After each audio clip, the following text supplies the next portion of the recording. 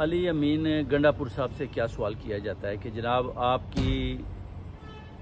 محسن نقوی سے بات ہوتی ہے تو وہ کہتے ہیں جی میں سچا انسان ہوں، بالکل میری ان سے بات ہوتی ہے، ہم کوئی ایک گراؤنڈ بنا رہے ہیں اس کے سلسلے میں ہو رہی ہے، وہ بھی مکمل ہو جائے گی، میری ان پہ ہر دوسرے دن ان کا فون آتا ہے یا میں ان کو کرتا ہوں، میری ان سے بات ہوتی ہے۔